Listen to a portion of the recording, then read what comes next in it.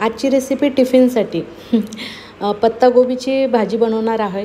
तर पत्तागोबी जी आहे ना, तर ती जेवढा बारीक चिरता येईल तेवढी बारीक चिरून घ्यायची आहे।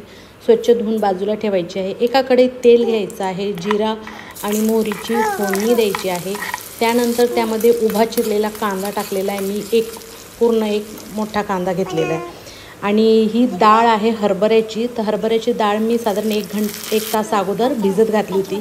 तर तीही कांद्यासोबत तेलामध्ये टाकायची आहे आणि छानपैकी परतून घ्यायची आहे। तर ही भाजी नक्की करून पहा बरं, कारण माझ्या फेवरेटमधली आहे एक।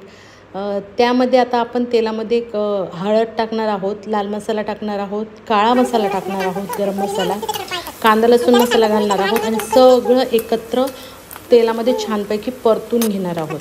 आणि मसाले परतले गेले की लगेचच आपण त्यामध्ये कोबी टाकणार आहोत। इतकी सोपी आणि सरळ आणि टिफिनसाठी तर फार झटपट होणारी भाजी आहे। आता हे सगळं साहित्य जे आहे ना, ते एकत्र एकजीव आपण करणार आहोत। आता यामध्ये चवीपुरतं मीठ घालून घ्यायचं आहे आणि मीठ घातल्याच्यानंतर एकत्र एकजीव परतून घ्यायचं आहे पूर्ण।